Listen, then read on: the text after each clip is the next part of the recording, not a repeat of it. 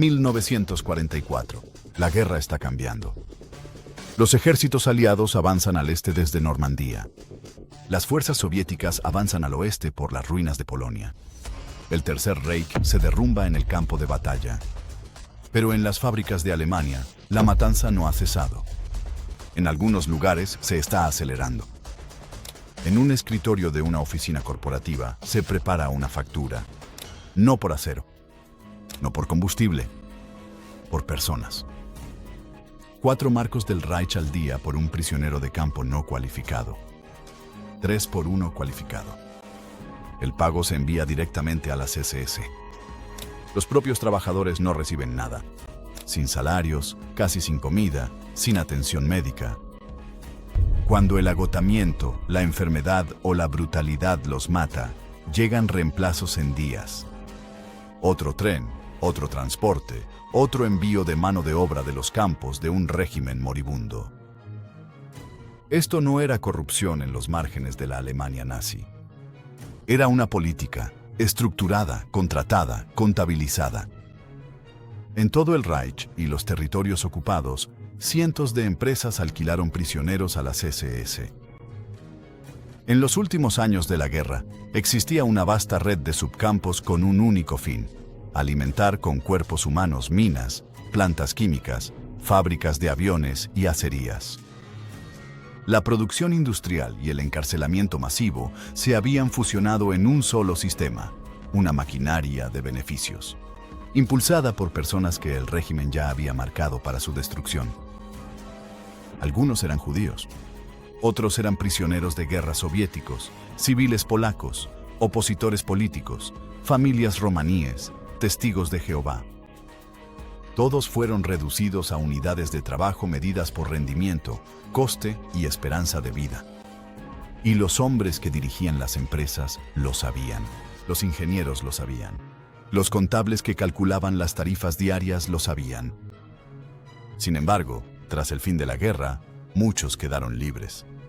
Las fábricas reabrieron, las marcas sobrevivieron, los beneficios volvieron. Y la historia más profunda de la complicidad corporativa se desvaneció en el silencio. Esta película descubre esa historia. Cómo la industria alemana se enredó con el sistema de campos de concentración. ¿Quién se benefició y por qué la rendición de cuentas quedó tan incompleta? Porque tras las líneas del frente de la Segunda Guerra Mundial se libraba otra batalla. No por territorio, sino por beneficios. Y para entenderla debemos seguir el dinero hasta el lugar más oscuro al que condujo. Para entender cómo la industria alemana se enredó con el Holocausto, hay que entender la ambición de un hombre y la insaciable necesidad de ingresos de una institución. Heinrich Himmler, Reichsführer de las SS, era en 1939 uno de los hombres más poderosos de Alemania. Él comandaba la SS, la Schutzstaffel, que controlaba la red de campos de concentración, la policía de seguridad y vastas porciones de los territorios ocupados. Pero Himmler tenía un problema. Mantener la SS era costoso. Su imperio de campos, personal e infraestructura costaba más de lo que generaba. Así que Himmler, con la precisión sistemática que definía todo lo que tocaba, se propuso convertir los campos en un motor económico. El concepto era simple. La SS tenía un número enorme de prisioneros. La industria alemana necesitaba mano de obra, desesperadamente, pues millones de hombres aptos fueron absorbidos por la Wehrmacht. Ambos problemas podían resolverse entre sí. En 1942, Himmler formalizó lo que ya se venía gestando de forma orgánica. La SS alquilaría sus prisioneros a empresas privadas por una tarifa diaria fija. Las empresas pondrían los lugares de trabajo, a menudo junto a subcampos de concentración o dentro de ellos. La SS aportaría guardias, administración y un suministro continuo de nuevos prisioneros para reemplazar a los fallecidos. Todos, en el lenguaje del sistema, eran un recurso. La Oficina Central de Economía y Administración de la SS, conocida por sus siglas en alemán BUBA, fue el motor burocrático de este acuerdo. Negociaba contratos, fijaba precios, rastreaba el número de prisioneros y aseguraba el traslado fluido de seres humanos del campo a la fábrica. El lenguaje utilizado en su correspondencia era totalmente administrativo. Se describía a los trabajadores en términos de capacidad y eficiencia. La muerte se registraba como desgaste. El papeleo era meticuloso. No hubo que coaccionar a las empresas alemanas para que participaran.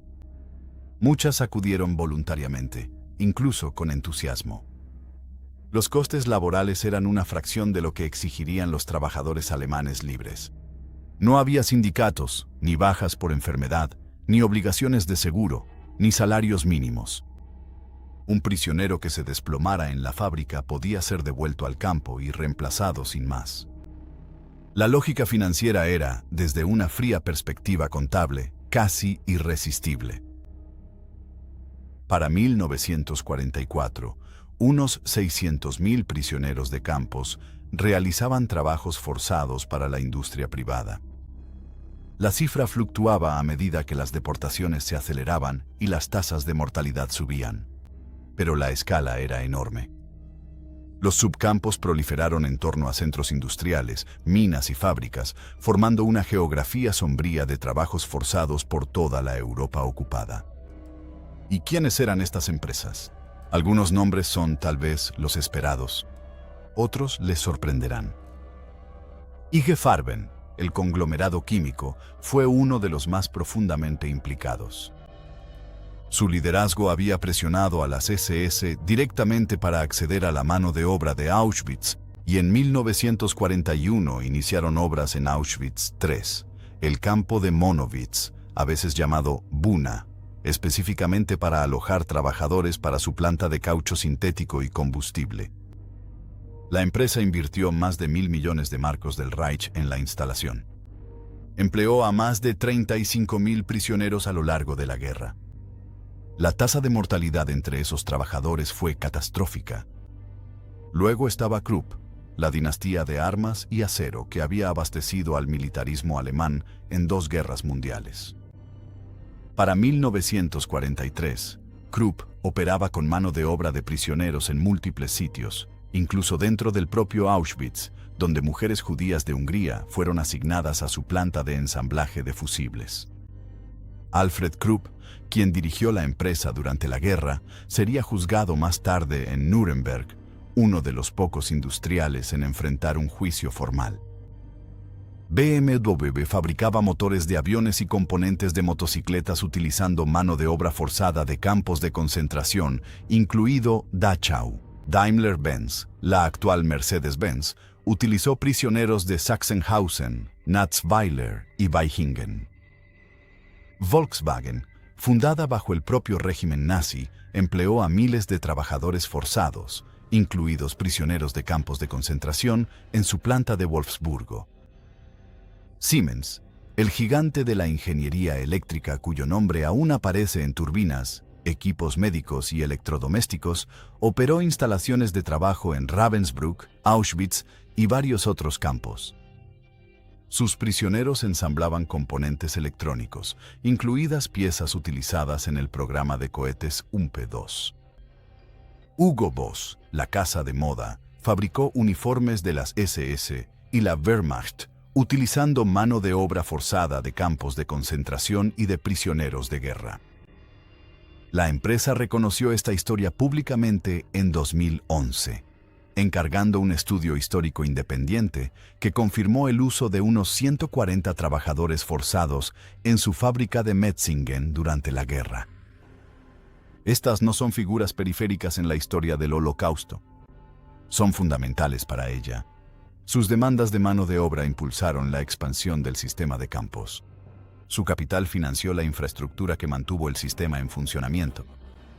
Y su silencio, después de 1945, ayudó a asegurar que la historia completa no se contara durante décadas. Pero contarla requiere profundizar en los propios campos y en la realidad diaria de quienes trabajaron y murieron en ellos. Porque la factura era de 4 marcos del Reich por día, y detrás de cada factura había un ser humano. En la primavera de 1941, una delegación de ejecutivos de IG Farben viajó a Auschwitz. No estaban allí para inspeccionar las operaciones del campo. Estaban allí para elegir un sitio. La empresa quería construir una planta de combustible y caucho sintético, conocida como Buna Werke, y necesitaban una ubicación que combinara infraestructura industrial con un suministro esencialmente ilimitado de mano de obra barata. Auschwitz ofrecía ambas cosas. Estaba en un nudo ferroviario, tenía acceso a agua y contaba con la entusiasta cooperación de Heinrich Himmler. IG Farben, en ese momento, era la corporación química más grande del mundo. Sus productos iban desde aspirinas y colorantes hasta gasolina sintética y, fundamentalmente, Zyklon B, el pesticida que más tarde se reutilizaría como agente letal en las cámaras de gas de Auschwitz-Birkenau. Ese último detalle es una de las ironías más grotescas de toda la guerra. La empresa cuyos trabajadores morían dentro de Auschwitz tenía una filial, Degesch, que fabricaba el gas usado para matar a otros prisioneros de Auschwitz en las cámaras cercanas. La planta fue designada Auschwitz III o Monowitz. La construcción comenzó en 1941. Miles de prisioneros eran llevados a pie desde Auschwitz I y Auschwitz II, Birkenau, hasta el lugar de construcción cada día. Un viaje de ida y vuelta de varios kilómetros, además de 12 o más horas de trabajo físico. Muchos no sobrevivieron al trayecto. Los que se debilitaban demasiado para trabajar eran devueltos a Birkenau, donde los seleccionaban para las cámaras de gas. Los capataces de IG Farben participaban directamente en estas selecciones, identificando a los demasiado agotados o enfermos para seguir. Primo Levi, el químico y escritor judío italiano que sobrevivió a Monowitz, describió el lugar en sus memorias, si esto es un hombre, con la precisión de alguien que aún intenta dar sentido a lo que presenció. Escribió sobre la planta de la fábrica como un lugar gobernado enteramente por la fuerza. Capataces que golpeaban a los presos por ir despacio, guardias que disparaban a los que tropezaban y una aritmética diaria de supervivencia que no dejaba lugar para nada parecido a la humanidad. Fue uno de los pocos prisioneros de Monowitz cuyas habilidades profesionales, fue asignado al laboratorio de química de la planta, le dieron probabilidades ligeramente mejores. La mayoría no tenía tal protección. A lo largo de la guerra, IG Farben empleó entre 30.000 y 35.000 prisioneros de campos de concentración solo en Monowitz, además de usar trabajadores forzados en otros sitios de la Europa ocupada.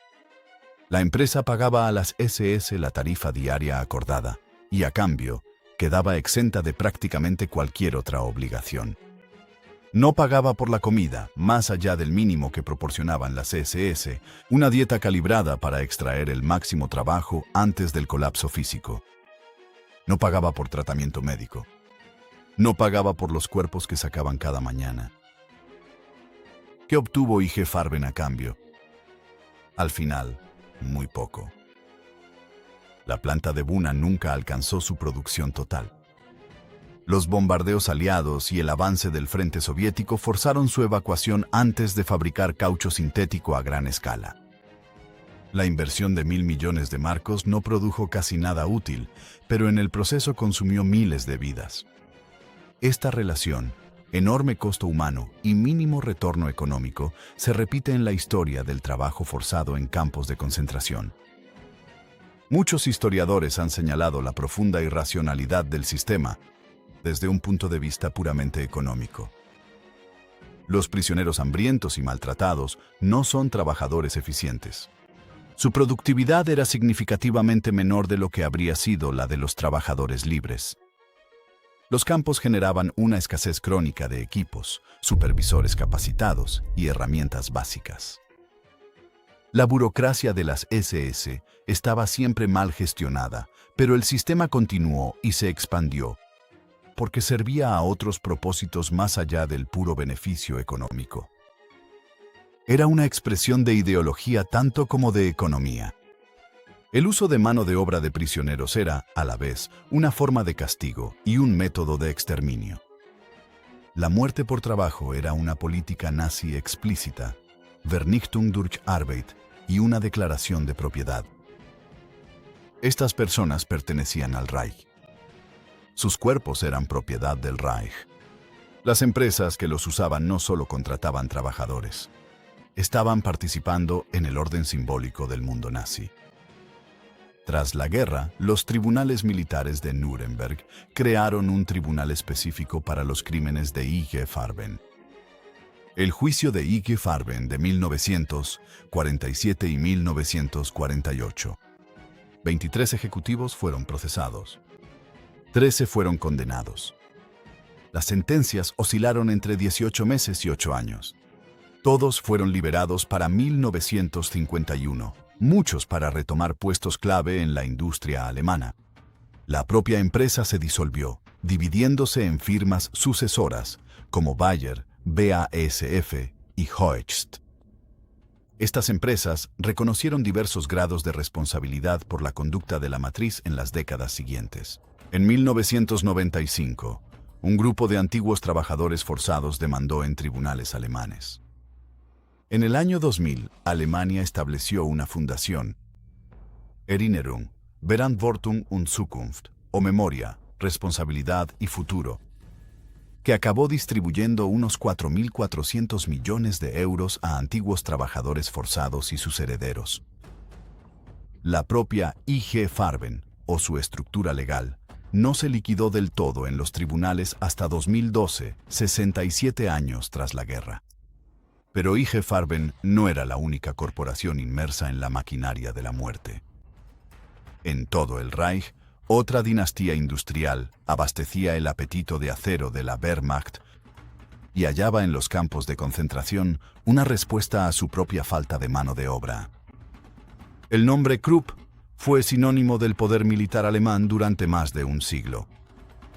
En la Guerra Franco-Prusiana, la Primera Guerra Mundial y el rearme de los años 30, la dinastía Krupp suministró los cañones, blindajes y proyectiles que definieron la ambición militar alemana. En la Segunda Guerra Mundial, Krupp AG era uno de los mayores conglomerados industriales de Europa, con cientos de miles de obreros en decenas de fábricas y minas. Al frente estaba Alfred Krupp von Bohlen und Halbach, quien tomó el control de la empresa en 1943 tras la jubilación forzosa de su padre. Alfred Krupp no fue un participante accidental en el sistema de trabajos forzados. Fue, según las pruebas presentadas en su juicio, uno muy activo y entusiasta. Ya en 1942, las plantas de Krupp utilizaban a prisioneros de campos de concentración alemanes. En 1943, al agravarse la falta de mano de obra, Krupp amplió estos acuerdos drásticamente. Se instaló una fábrica de espoletas en el complejo de Auschwitz, operada casi solo por judías húngaras deportadas a Auschwitz-Birkenau. En los traslados masivos de 1944, supervivientes declararon que los capataces de Krupp golpeaban a quienes se retrasaban y que los más débiles para cumplir las cuotas volvían a Birkenau para la selección. En otros lugares, Krupp operaba plantas con prisioneros de Buchenwald, Flossenburg y Neuengamme, entre otros campos. En su sede de Essen, la empresa instaló una planta que usaba prisioneros, incluidos deportados judíos, para metalurgia de precisión en condiciones descritas como punitivas. Krupp también participó en uno de los capítulos más oscuros del sistema de trabajos forzados, el uso de prisioneros de guerra soviéticos. Según la Convención de Ginebra, los prisioneros tenían derecho a protección, comida adecuada, refugio y exención de trabajos peligrosos. El régimen nazi rechazó esto para los soviéticos, tachándolos de racialmente inferiores y, por tanto, fuera de las normas de la guerra civilizada. Los prisioneros soviéticos murieron en cautiverio alemán a un ritmo asombroso. Se estima que 3.300.000 murieron entre 1941 y 1945, casi el 57% de todos los soldados soviéticos capturados. Muchos murieron en las instalaciones de trabajo de la industria alemana. Krupp usó prisioneros de guerra soviéticos en múltiples instalaciones. Las condiciones que describieron en testimonios de posguerra eran constantes. Comida insuficiente, disciplina brutal y una indiferencia calculada hacia la supervivencia. La correspondencia interna de la empresa, conservada y usada como prueba en Nuremberg, incluía debates sobre cómo maximizar la productividad de los prisioneros manteniendo los costos y, por ende, el precio pagado a las SS, tan bajos como fuera posible. En los tribunales militares de Nuremberg, Alfred Krupp fue juzgado en el llamado Juicio Krupp en 1947 y 1948. Fue condenado por saqueo y el uso de mano de obra esclava. La sentencia fue de 12 años de prisión y la confiscación de todos sus bienes personales. Fue una de las sentencias más duras dictadas contra cualquier industrial. Cumplió 3 años. En 1951, el alto comisionado estadounidense John J. McCloy, bajo presión política por la integración de Alemania Occidental en la naciente alianza de la Guerra Fría, amnistió a la mayoría de los criminales de guerra de Nuremberg que seguían en prisión. Krupp fue liberado y se le restituyeron sus bienes confiscados. Volvió al mando de su empresa, recuperó su puesto en la sociedad industrial alemana y murió en 1967 como uno de los hombres más ricos de Europa. Las víctimas que había empleado, y para muchas de las cuales sus fábricas fueron un preludio de la muerte, no recibieron nada de él directamente. La empresa acabó contribuyendo al programa alemán de compensación por trabajos forzados creado en el año 2000, décadas después de la muerte de Alfred. El caso Krupp iluminó algo que el acuerdo político más amplio de la posguerra pasaría décadas ocultando. La decisión de no buscar una responsabilidad corporativa integral no fue un descuido, fue una elección. La reconstrucción de Alemania Occidental como una democracia industrial, como baluarte contra la expansión soviética, requería rehabilitar la industria alemana, y eso significaba permitir que las empresas dejaran atrás discretamente sus historias de guerra. Los ejecutivos fueron liberados antes de tiempo. Las condenas se minimizaron o se olvidaron. Los archivos corporativos se preservaron selectivamente o, en algunos casos, se gestionaron discretamente. Haría falta una nueva generación de historiadores y una nueva generación de supervivientes dispuestos a hablar, para empezar a descorrer el velo. Y al descorrerse ese velo, surgieron otros nombres. Nombres que no eran traficantes de armas ni conglomerados químicos. Nombres que aparecían en el mundo del consumo cotidiano, en el garaje, en la sala de estar, en la calle. La historia de la complicidad corporativa no se limitó a los Krupp y los Farben del Reich. Recorrió todo el tejido de la vida industrial alemana. Y ninguna de esas empresas fue reconstruida con más cuidado, ni conmemorada con más esmero en el mito de la posguerra que las que fabricaban los coches. Volkswagen, el coche del pueblo, fue, en un sentido muy literal, una creación nazi. La empresa fue concebida por Adolf Hitler y el Frente Alemán del Trabajo en 1937, como parte de una campaña de propaganda para poner el coche al alcance de los obreros alemanes. Ferdinand Porsche diseñó el vehículo, la icónica forma redondeada que acabaría convirtiéndose en uno de los coches más vendidos de la historia del automóvil. Se construyó una fábrica en Wolfsburgo. Cientos de miles de trabajadores alemanes se inscribieron en un plan de ahorro para comprar su propio Volkswagen. Ninguno de ellos llegó a recibir uno. Cuando estalló la guerra en 1939, la fábrica de Wolfsburgo, apenas operativa, se convirtió de inmediato a la producción militar. Los ahorros de los posibles compradores fueron absorbidos por la economía de guerra y nunca se devolvieron. Y para dotar de personal a la fábrica, Volkswagen recurrió al trabajo forzado. La escala fue considerable. A lo largo de la guerra, Volkswagen empleó a unos 20.000 trabajadores forzados en Wolfsburgo. Entre ellos había prisioneros de campos de concentración, sobre todo de la red de Neuengamme, trabajadores civiles extranjeros reclutados en territorios ocupados y prisioneros de guerra soviéticos. Uno de los aspectos más inquietantes de la operación de Wolfsburgo fue el destino de los niños. Las trabajadoras que se quedaban embarazadas, muchas por violencia sexual, eran obligadas a seguir trabajando y sus bebés eran llevados a una instalación junto a la planta. Las condiciones en esa instalación eran tan malas que la mayoría de los bebés morían.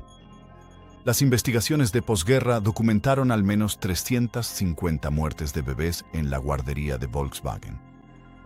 Volkswagen no reconoció formalmente esta historia hasta los años 80, cuando la presión de historiadores y antiguos trabajadores supervivientes obligó a la empresa a encargar un estudio independiente. La empresa contribuyó al Fondo de Compensación Alemán en el año 2000, aunque muchos supervivientes ya habían muerto sin recibir nada. La conducta de BMW durante la guerra siguió un patrón similar. El fabricante de Múnich, conocido entonces por motores de avión más que por coches, estableció instalaciones de trabajo forzado en varias de sus plantas, con prisioneros de Dachau y otros campos. En la planta de BMW en Allach, cerca de Múnich, un subcampo específico albergó a unos 6.000 prisioneros en su momento álgido. Muchos trabajaron en la producción de motores de avión para la Luftwaffe. Las condiciones en Allach fueron, según los supervivientes, especialmente brutales. La tasa de mortalidad entre los prisioneros era alta, incluso para los sombríos estándares del sistema de trabajo forzado.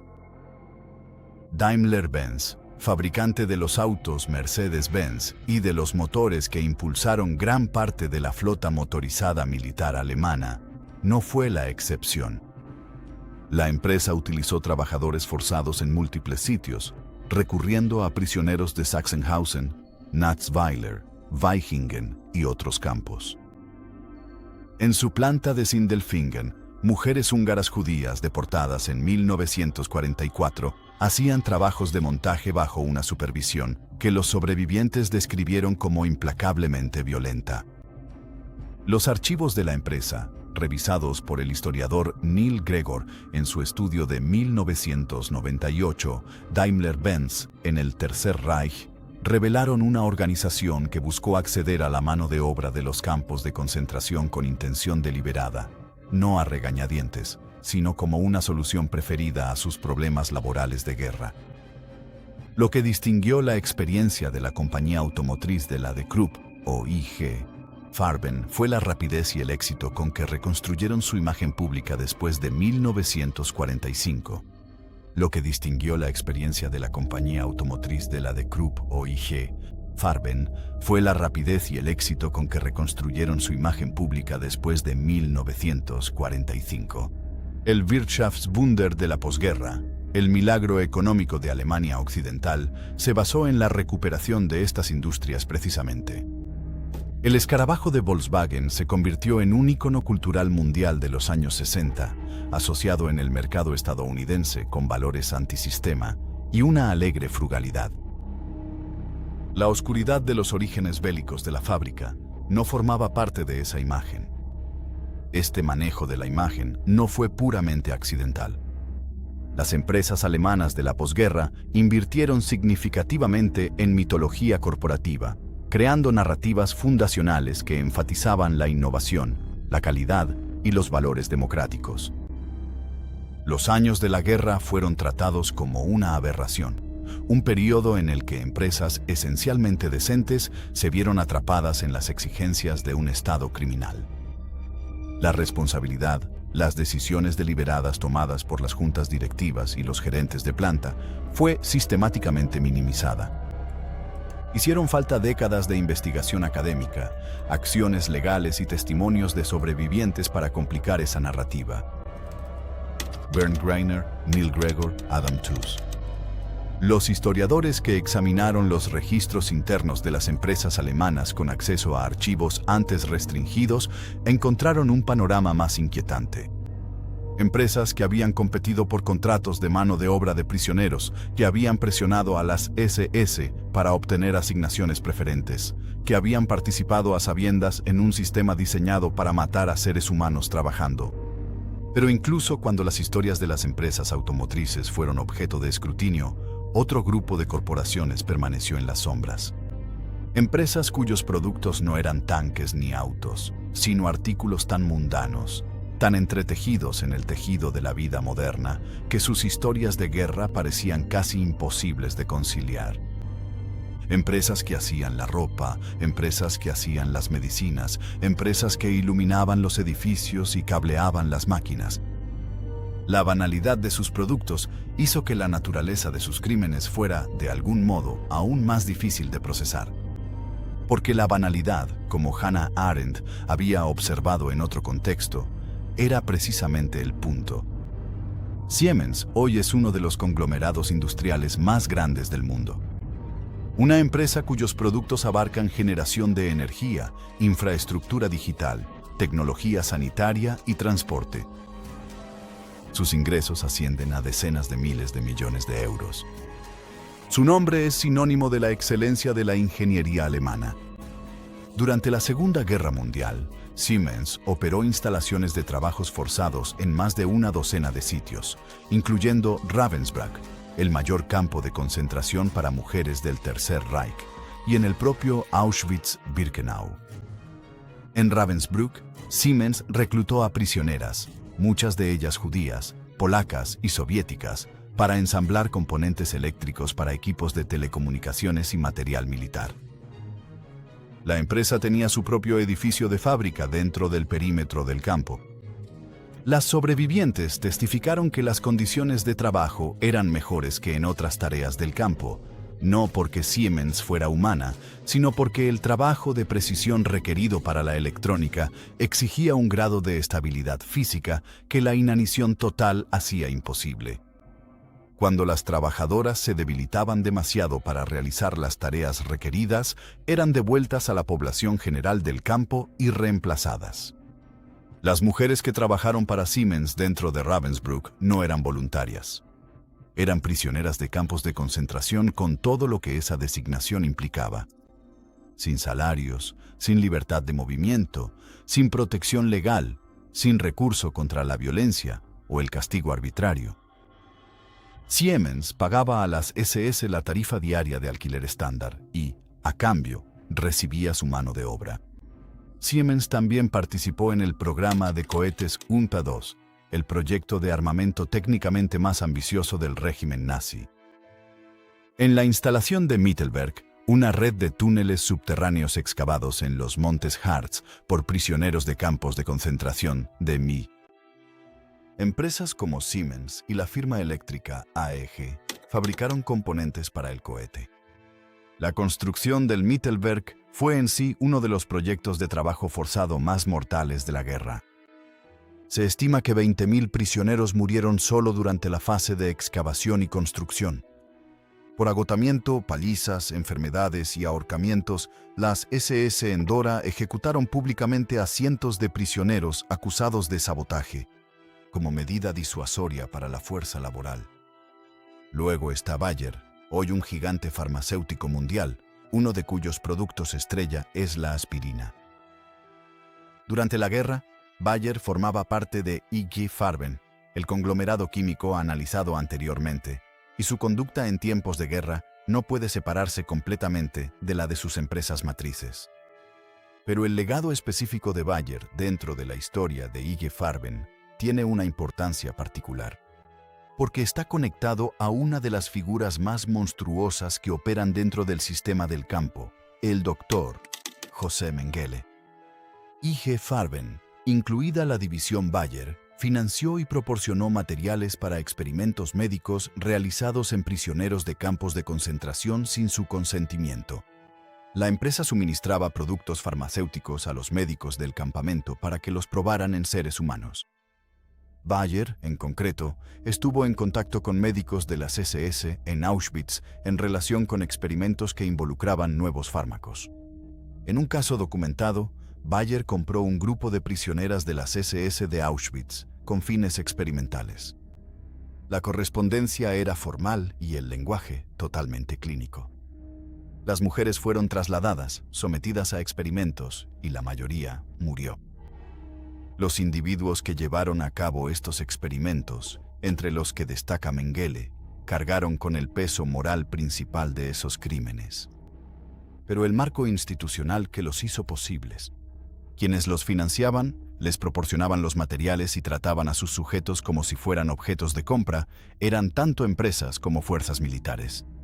Tras la guerra, Bayer se reconstituyó como empresa independiente siguiendo el modelo de IG, la disolución de Farben. Realizó aportaciones al Fondo de Compensación alemán.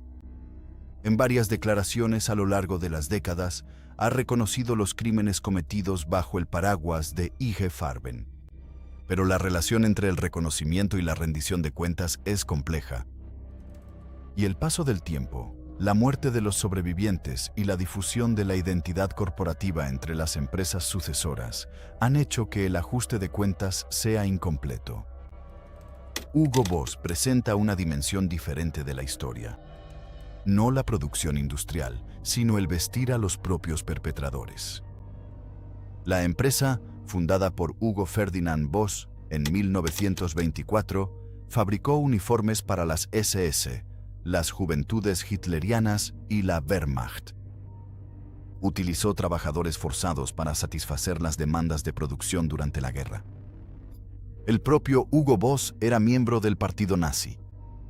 Después de la guerra, fue juzgado por un tribunal alemán de desnazificación y multado. La multa equivalía aproximadamente a $1.500 en términos actuales. Perdió el derecho al voto durante varios años. Murió en 1948. La empresa que llevaba su nombre se convirtió en una marca global de moda de lujo. En 2011, encargó un estudio independiente al historiador Roman Koster y pidió disculpas formalmente por el uso de trabajo forzado, siendo la primera gran marca de moda alemana en hacerlo. Una disculpa, 80 años después de los hechos, para sobrevivientes que, para entonces, ya tenían más de 90 años o ya habían fallecido. Este fue el ritmo del ajuste de cuentas corporativo en la Alemania de posguerra.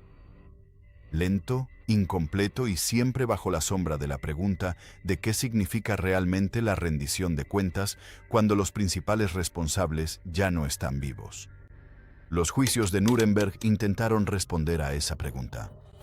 No lo lograron por completo. En el periodo inmediatamente posterior a la guerra, hubo un momento, breve, frágil y finalmente incompleto, en el que parecía que la maquinaria de la complicidad corporativa estaba lista para enfrentar la justicia. El Tribunal Militar Internacional de Nuremberg, que concluyó en octubre de 1946, abordó los crímenes de la alta dirección política y militar nazi. No abordó de forma exhaustiva la responsabilidad corporativa. Esa tarea recayó en los posteriores tribunales militares de Nuremberg. 12 procedimientos adicionales llevados a cabo por las autoridades militares estadounidenses entre 1946 y 1949 bajo la ley del Consejo de Control número 10. Varios de estos juicios abordaron directamente la complicidad industrial. El juicio IG Farben, el juicio Krupp y el juicio Flick. Nombrado por Friedrich Flick, el magnate del acero y el carbón, examinó la conducta de importantes industriales que se habían beneficiado del trabajo forzado y participaron en el saqueo de propiedades en territorios ocupados. Las pruebas eran condenatorias. La documentación era extensa. Se obtuvieron condenas. Y luego, casi de inmediato, las sentencias comenzaron a erosionarse. El contexto político fue decisivo. Entre 1947 y 1948, la incipiente Guerra Fría estaba transformando la política exterior estadounidense en Alemania. La Unión Soviética estaba consolidando su control sobre Europa del Este.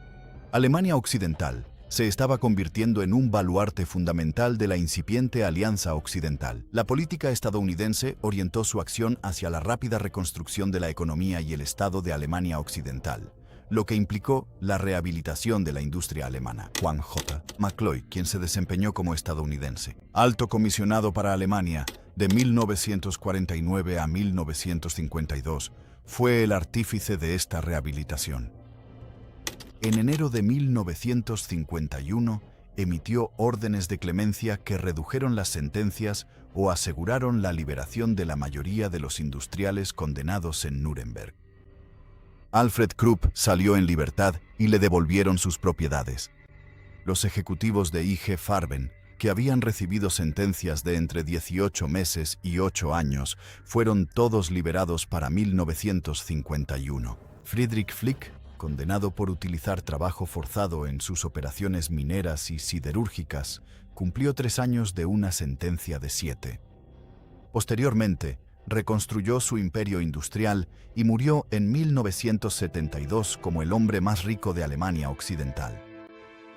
Ninguno de ellos pagó un solo pfennig en compensación a sus antiguos trabajadores forzados. El sistema legal de Alemania Occidental ofreció pocas oportunidades adicionales para la rendición de cuentas. Los tribunales alemanes estuvieron inicialmente limitados por factores procesales y políticos. Muchos jueces y fiscales habían sido ellos mismos miembros del partido nazi y la voluntad política de procesar a los acusados corporativos era limitada.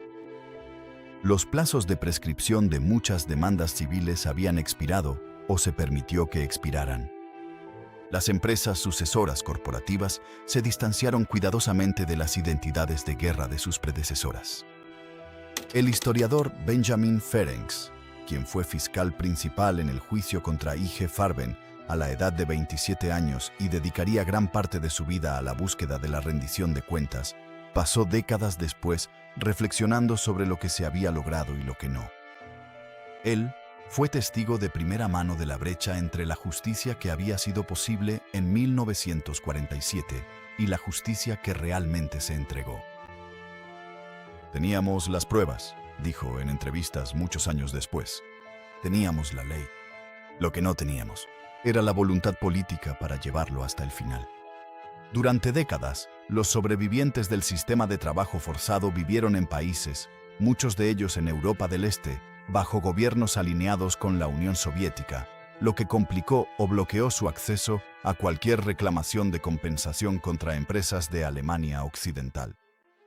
El telón de acero selló efectivamente sus historias, alejándolas de la conciencia legal y pública occidental.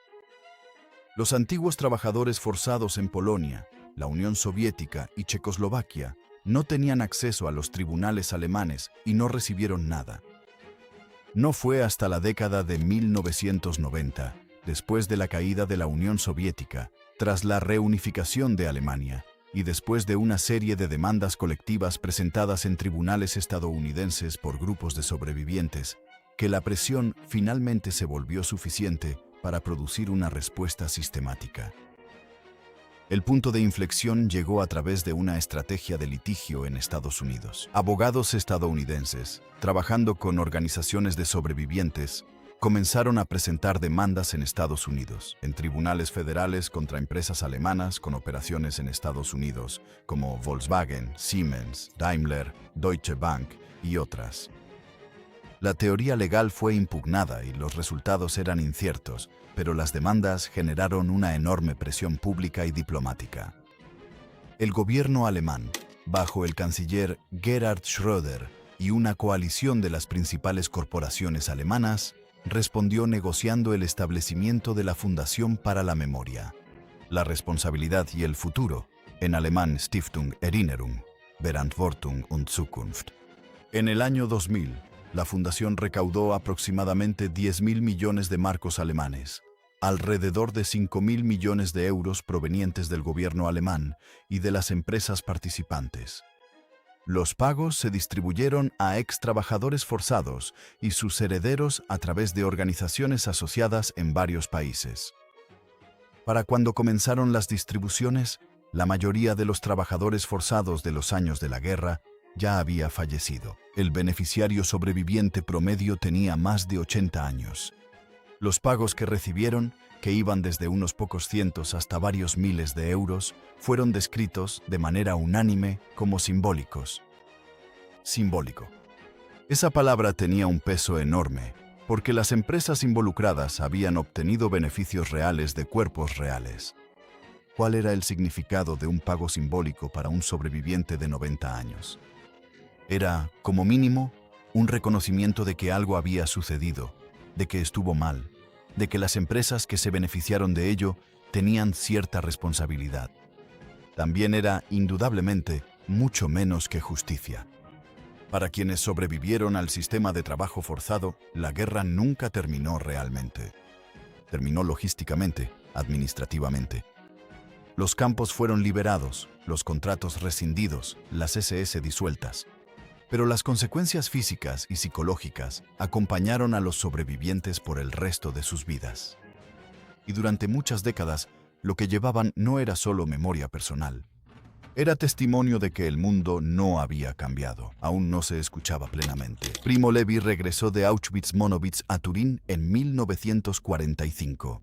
Había sido prisionero de IG Farben en las fábricas de Brunner, uno de las decenas de miles que habían pasado por las puertas de Monowitz. Trabajó como químico, reconstruyó su vida profesional y escribió. Su memoria, si esto es su nombre, publicada en 1947, fue rechazada inicialmente por las principales editoriales italianas y apareció en una pequeña edición que atrajo poca atención. Fue reeditada en 1958 con mayor reconocimiento y finalmente traducida a decenas de idiomas. Durante el resto de su vida, Levi escribió y habló sobre la necesidad de la memoria, no como terapia o catarsis, sino como una forma de testimonio histórico. Él creía que esto era una obligación moral. Fue específico acerca del carácter industrial de Auschwitz. Describió la planta de Bühne no como un lugar de caos, sino de orden. Un orden perverso y letal, pero orden al fin y al cabo. La presencia de la empresa imponía una especie de racionalidad industrial a la violencia del campo. Trabajabas o eras seleccionado. El piso de la fábrica era una extensión de la lógica del campo, no una desviación de ella. Levi murió en 1987, al caer por la escalera de su edificio de apartamentos en Turín. Sigue siendo incierto si fue un suicidio o un accidente. Tenía 67 años. Leon Greenman, un ciudadano británico que había estado viviendo en los Países Bajos cuando fue deportado a Auschwitz en 1943, sobrevivió a Birkenau y Monowitz, donde trabajó en la construcción de IG Farben, en la construcción de Buna. Su esposa y su hijo pequeño fueron asesinados en las cámaras de gas al llegar. Greenman pasó el resto de su vida como testigo, hablando en escuelas, museos y foros públicos en todo el Reino Unido, hasta poco antes de su muerte en 2008, a la edad de 97 años. Él comprendía claramente su papel, a medida que la generación de sobrevivientes se iba reduciendo. Quienes quedaban llevaban consigo la memoria de aquellos que no lo habían logrado. Shmuel Gogol, un sobreviviente polaco-judío de varios campos de concentración, incluido un subcampo de Daimler-Benz, fue uno de los que finalmente presentó reclamaciones como parte de la presión legal que llevó a la fundación del año 2000. Recibió un pago.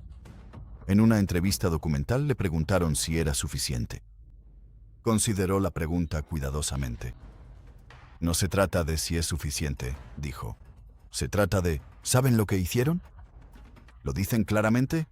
Que nos lo quitaron todo y no nos dieron nada, y luego construyeron sus empresas sobre nuestras tumbas. La cuestión del reconocimiento claramente expresado y sin ambigüedades, atraviesa toda la historia del ajuste de cuentas corporativo con el trabajo forzado.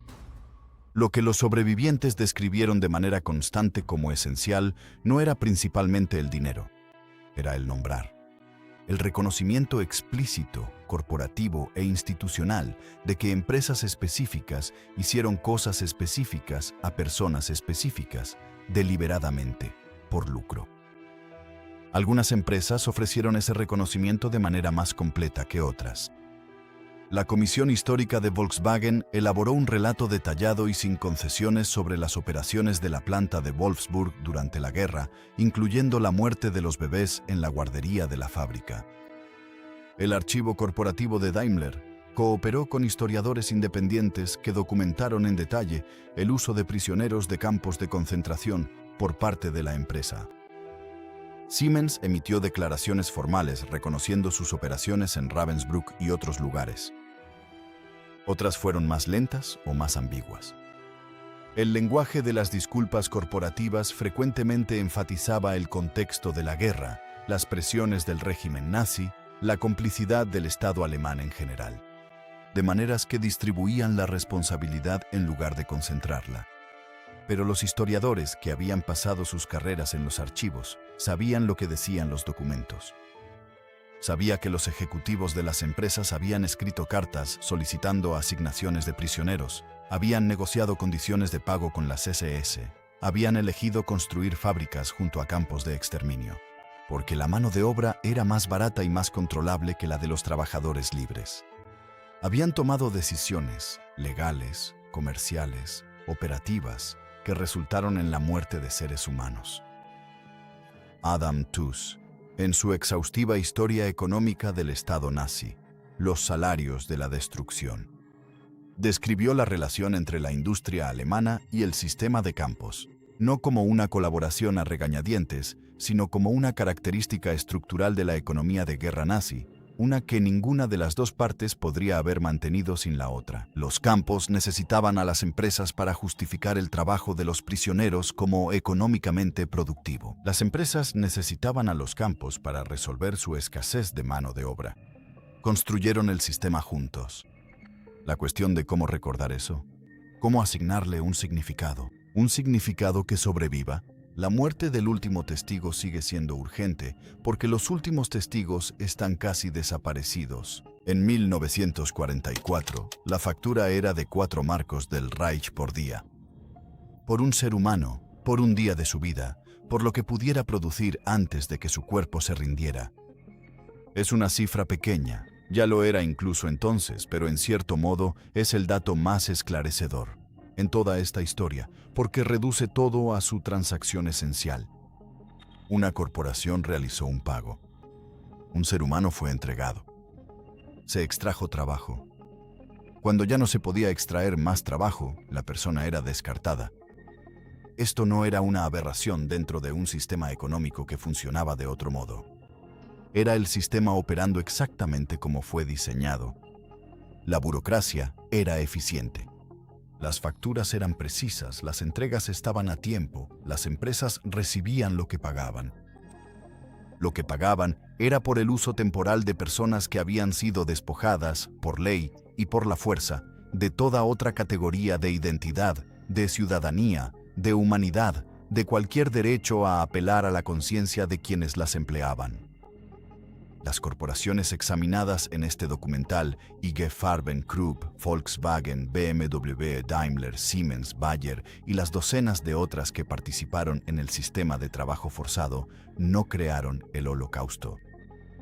Ese crimen pertenece principalmente al Estado nazi y a la ideología que lo impulsó. Pero estas empresas proporcionaron algo que el Holocausto requería: la infraestructura para su funcionamiento diario. Ellas suministraron la lógica administrativa que hizo que el asesinato en masa fuera comprensible en términos económicos. Convirtieron el sistema de campos en una propuesta industrial. Y al hacerlo, lo hicieron paradójicamente más sostenible, porque generaba ingresos, e ingresos que generaban impulso institucional. Después de la guerra, la mayoría de ellas sobrevivió. La mayoría de ellas se reconstruyó. La mayoría de sus ejecutivos no enfrentó consecuencias. El mercado, con el tiempo, absorbió la historia. Lo que resiste ser absorbido es el testimonio. Los relatos de quienes trabajaron dentro de las fábricas, quienes sintieron los golpes del capataz, quienes vieron cómo se llevaban a sus compañeros al final del turno, quienes aprendieron a volverse invisibles, a hacerse lo suficientemente pequeños como para sobrevivir un día más. Esos relatos no se simplifican con el tiempo. No se vuelven más fáciles de soportar. Primo Levi escribió que el deber de los sobrevivientes era recordar con precisión, no heroicamente, no con un significado impuesto, sino con precisión. Describir lo que vieron en el lenguaje de lo que fue. Lo que fue esto. Un sistema que abarcaba todo un continente en el que los seres humanos eran tratados como insumos, no como personas, como insumos. Asignados, optimizados, descartados. Las empresas que participaron en ese sistema tenían nombres. Muchos de esos nombres aún existen. Algunos de ellos, en diversas formas, siguen operando. Fabricando autos, generando electricidad, produciendo medicamentos. Sus cadenas de suministro se extienden por todo el mundo. Sus informes anuales proyectan confianza y responsabilidad social. Nada de eso borra lo que dicen las facturas. 4 marcos del Reich por día pagados a las SS. Por un ser humano, la contabilidad, finalmente, nos corresponde a nosotros completarla. No en los tribunales, aunque los tribunales fueron y siguen siendo importantes. No en los comunicados corporativos, aunque los comunicados importan, sino en la memoria.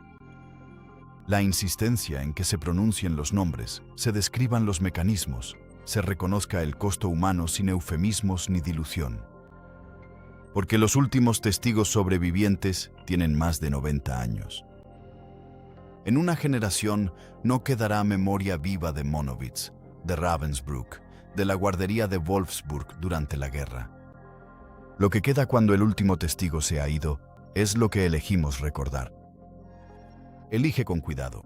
Si esta historia te conmovió, te desafió o te ayudó a ver la Segunda Guerra Mundial de manera diferente, sería un honor que te unieras a nuestra creciente comunidad.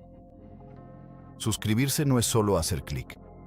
Es una forma de apoyar historias más poderosas, más voces olvidadas y más verdad del pasado. Así que si crees que estas historias importan, haz clic en el botón de suscribirse y sigamos construyendo este camino juntos. Y no olvides dejar un comentario. Leemos cada uno y nos encanta conocer tus opiniones. Hasta la próxima. Sigue explorando la historia con Epic War. Sigue haciendo preguntas. Sigue buscando la verdad.